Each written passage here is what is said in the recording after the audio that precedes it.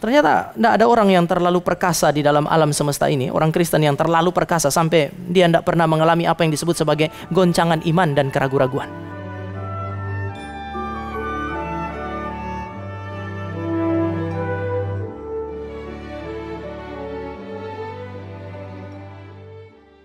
Lukas pasal 1 ayat yang ke-41 sampai dengan ayat yang ke-44. Saya bacakan bagi Bapak Ibu. Dan ketika Elisabet mendengar salam Maria, melonjaklah anak yang dalam rahimnya, dan Elisabet pun penuh dengan Roh Kudus. Lalu berseru dengan suara nyaring, diberkatilah engkau di antara semua perempuan, dan diberkatilah buah rahimmu. Siapakah aku ini sampai ibu Tuhanku datang mengunjungi aku?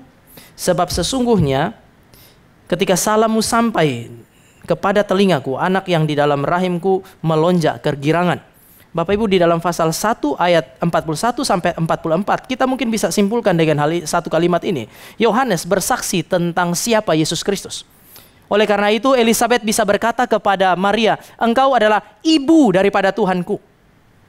Bapak Ibu bisa lihat lagi di dalam Lukas pasal yang ketiga ayat yang ke-16. Yohanes sekali lagi bersaksi, dan kali ini kepada orang banyak. Yohanes menjawab dan berkata kepada semua orang itu, aku membaptis kamu dengan air, tetapi ia yang lebih berkuasa daripadaku, akan datang dan membuka tali kasutnya pun aku tidak layak. Membuka tali kasut pun tidak layak. Hamba yang paling rendah itu adalah hamba yang bukan melayani dalam rumah, tetapi hamba yang membuka kasut orang lain dan mencuci kakinya. Itu adalah hamba yang kelas paling rendah. Yohanes bilang untuk buka kasutnya, mencuci kakinya pun saya tidak layak. Betapa besarnya orang ini. Ia akan membaptis kamu dengan Roh Kudus dan dengan api. Dan seterusnya. Kesaksian Yohanes mengenai betapa besarnya Yesus Kristus. Di tempat yang lain dia bersaksi kepada orang lain, inilah anak domba Allah yang menghapus dosa dunia. Dia sangat yakin bahwa Yesus Kristus adalah Mesias. Dalam pengalaman Yohanes, Lukas pasal yang ketiga, sekali lagi. Lukas pasal yang ketiga ayat 21 dan 22. Saya baca 21, Bapak Ibu membaca ayat yang ke-22. Ketika seluruh orang banyak itu telah dibaptis, dan ketika Yesus juga dibaptis dan sedang berdoa, terbukalah langit. 22.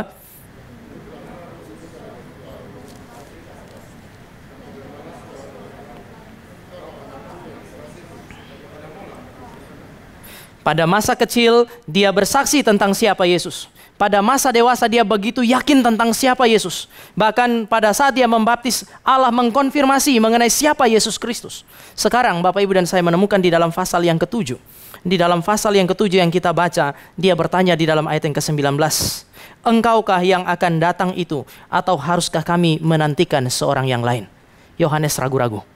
Apa yang dia yakini dari kecil, apa yang disuarakan pada masa kecil, apa yang dia saksikan pada masa pelayanannya, dan dikonfirmasi oleh Allah sendiri, itu sekarang seolah-olah diragukan olehnya. Kamu ini adalah dia yang dijanjikan, atau kami harus menunggu yang lain?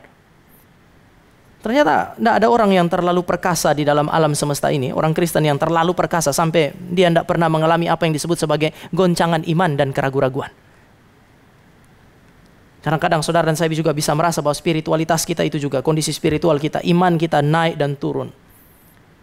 Itu adalah sesuatu yang natural, terjadi pada manusia natural. Meskipun pada saat yang sama saudara dan saya adalah orang-orang yang spiritual. Siapa lebih besar daripada Yohanes Pembaptis? Yesus bilang di dalam dunia ini, tidak ada manusia yang dilahirkan oleh perempuan lebih besar dari Yohanes Pembaptis. Terlalu tangguh, terlalu besar. Ini adalah raksasa secara spiritual. Sekarang Bapak Ibu dan saya kelihatannya raksasa itu menciut.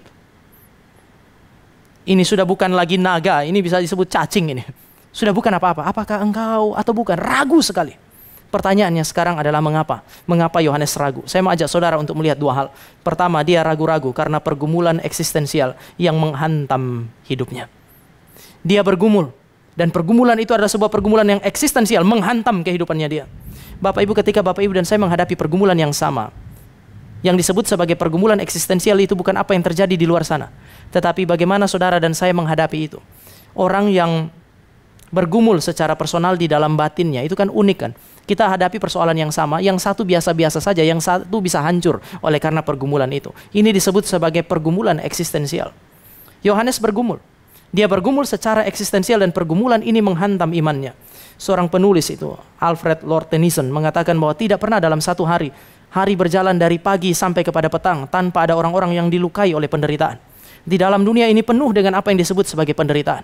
Dan penderitaan adalah salah satu cara yang dipakai oleh Allah untuk membuktikan bahwa kita rapuh dan tidak berdaya.